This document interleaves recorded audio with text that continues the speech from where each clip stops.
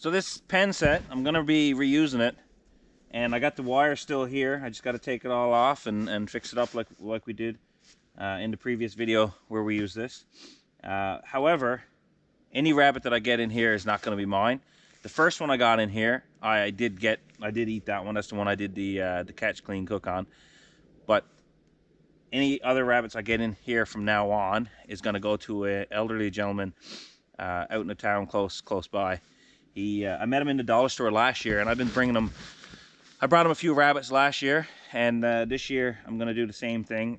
He told me he's just too old now. His body aches too much. He can't get out to do rabbit catching anymore, and he loves it. And him and his wife, they both love rabbits. So, you know, being a hunter and a trapper, it is our responsibility to take care of the generation before us that left us this, and to take care of this to leave to the generation, and to teach the ones younger than us. So that's what I'll be doing here. I'll be setting this back up, rebaiting it. There's good activity in the area, and in the next couple days we should be able to get a rabbit. Shouldn't be an issue, and we'll bring it out to him.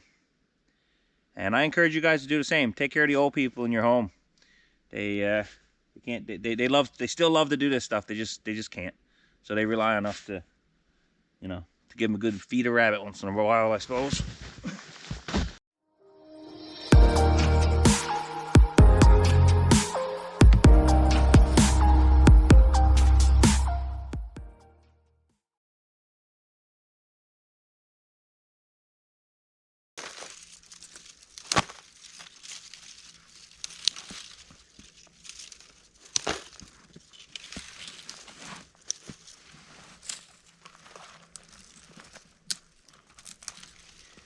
Collecting some tips.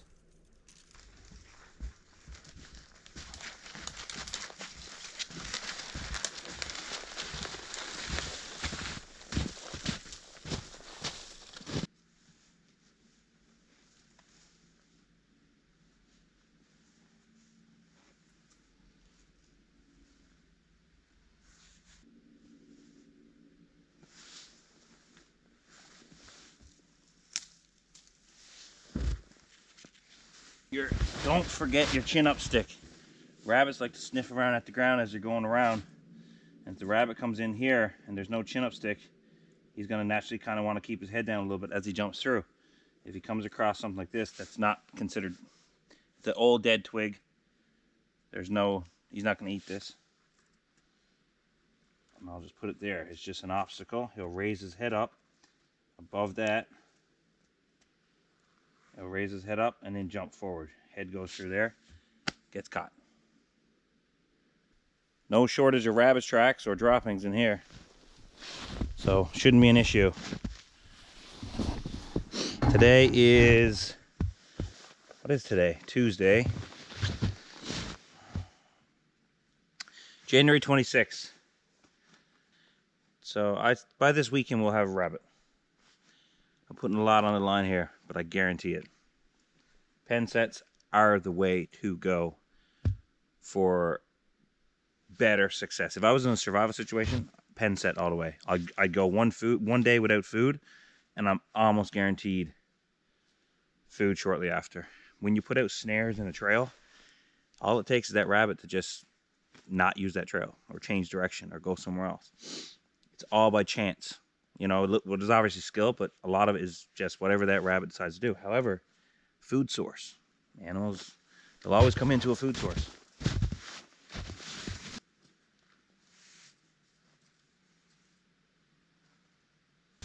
Evergreens, and just tidy it up. Spend your time, do it right.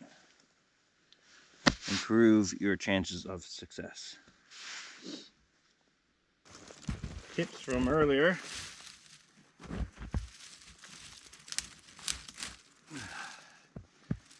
I'm just going to put it right in there like that. And they'll see that, they'll smell that. And on top of that, I'm also going to take some Timothy hay. You can get it at your pet store. It's just a nutritional hay that's used a lot for pets, herbivore pets. Anyways, it's extremely strong smelling. It smells real sweet and it carries far. So I'm just throwing a bit of that in there, and that should entice them to come in. I don't want them going out that way either, in case they do jump in. So get rid of it in there. There. Let's check all the snares. Looking all the way around, make sure there's no weak points where they can access from a different area.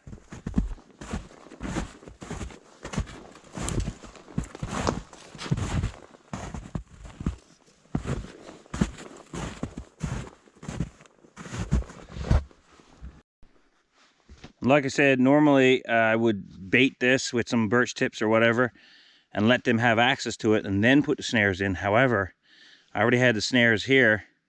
They were just pulled shut and they've been going in there. They've still been going in there. So this is a familiar area to them. This is why I like doing pen sets late in the fall, and I can use them throughout the winter, especially if you do it like I did where you tie it on with rope. You can just raise it up out of the snow if you need be. Now we don't have a lot of snow. It's after settling a bit, so it's not too bad. So I didn't have to raise it up at all. But this should work pretty good. It is now Tuesday. It'll be Wednesday, Thursday, Friday. Oh yeah, I'll have a rabbit. Might have one tomorrow. Depends on what the weather's like tonight. If there's a nice overcast sky, the rabbits will come out and play. So I will see you guys when I'm on my way back in here to check this.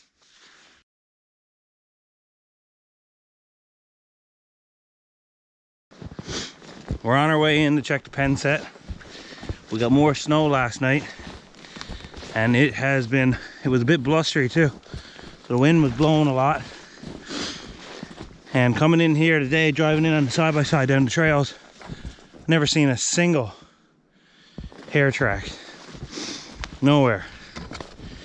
So they would have probably bunkered down,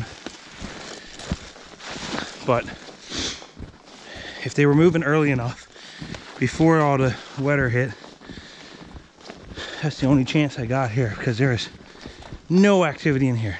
Hare like to come out after it snows, because the snow raises them up just a little more off the ground so they can reach the birch tips around the areas they've already eaten and couldn't reach any longer. Now they can reach. So no, nothing over there. This one, unfortunately, too much snow got in this one, so I'm gonna scoop this one out.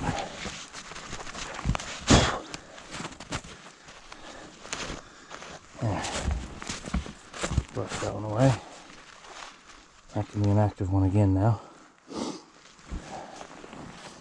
It doesn't look like we got anything.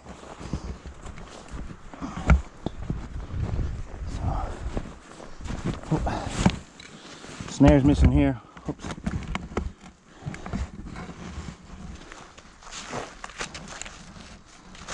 Oh, we're back. Yeah. Back behind there. There, we got ourselves a rabbit. There. Yeah. A decent sized one. Right, perfect around the neck. Oh yeah, can't ask for any better than that. It's perfect. Awesome, we got one. Now I have a rabbit I can prep for that gentleman and his wife. I'll go ahead there now because I think there's more than just the one in the area. I'll go ahead there now, and there's lots of birch tips in there. But I'll kick the snow away from around the edges so they're not going to try to jump in. And then I'll just reuse that wire. That's a nice thing about the stainless. I'm not a fan of the copper, I can tell you that. I'm pretty sure they can smell it, because copper, everybody knows what I'm talking about. Anyone who's dealt with copper wiring, copper tubing, anything, it has a smell, and it's a strong smell. Copper smells unique and more than any other metal out there, I would say. So I don't like copper. Stainless steel all the way. Brass probably the second best, but not copper. Copper is trash. I'm happy because it is Friday. And I said I'd have one before the weekend. I was getting worried I'd be lying to you. I don't know if you can see. It's 3:36, Friday, January 29th. And Half Pace Outdoors is reviewing a survival kit. Go check him out. Half Pace Outdoors.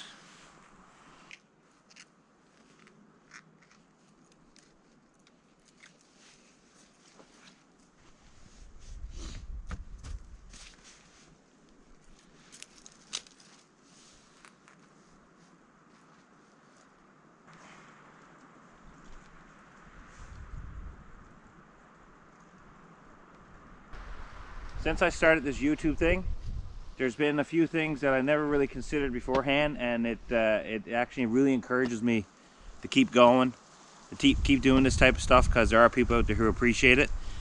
This brings me to this point where I have a shout out for two people. One is Jack. He's 11 years old. He lives out by Loot Mountain.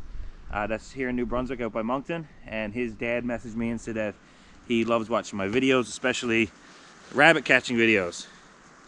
He enjoys them, so I thank you very much for your support, Jack. It means a lot to me, bud. And the second person is Caleb Jensing, whose grandmother Susan messaged me and said that he loves my videos. He likes to watch my videos, so I appreciate your support very much, Caleb. It means a lot to me. Here's to all the young hunters and trappers yet to be. Now let's go take care of the people who aren't able to do it themselves.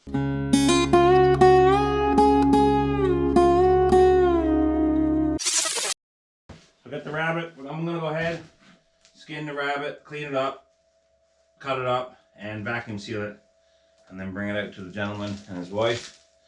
I'm not gonna show this process, obviously, because, well, YouTube has a lot of people on it that forget where we came from and forget what our ancestors did to survive, and you know, they're offended with being self-reliant.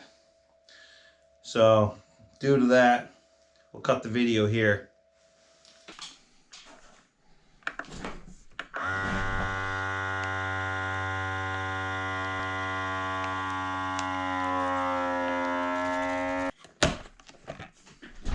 In case you guys are wondering, this is inside of another bag inside here. That's just in a sandwich bag. That's the liver. And that's a very clean liver, meaning that this rabbit was very healthy. So I'm going to include that because some people like to eat the liver. And but at least he'll know that this liver was not diseased and it was a very clean rabbit. We got the rabbit all dated and everything all done up. Got the heart, the liver in there. All the meat, whatever is edible for the most part. I'm keeping the fur in my freezer, and I'm not going to get, you know, footage of me giving it to him or anything like that. It's just an invasion of his privacy, and I don't want to do that to him. That's not right. So I'll see you guys after I drop it off. Well, boys, that's it. I dropped off the rabbit. He wasn't home. His wife answered. She was pretty happy to get the rabbit. Said he's going to be pretty ecstatic when he gets home. So that's my message. If there's anything to come out of this video, besides a little bit of entertainment for you guys, is it is our duty as trappers and hunters to mentor the new generation, people like Jack and Caleb, and to help out people who can't do it anymore for themselves, right? So I mean, that's a common thing. I think a lot of people, this isn't a reminder or anything like that. I think a lot of hunters out there are willing to share what they get for those who just can't do it anymore. And that's a good thing. And this is the side of this community that a lot of people don't see. They just think we're all a bunch of barbarians out there killing animals. And you know, it's not cut and dry like that. That's not what it's about. It ain't about killing the animal. It's about what the animal can provide. It's about conservation. And it's about balance. Hopefully you guys enjoyed this video, and I will see you on the next one. Peace.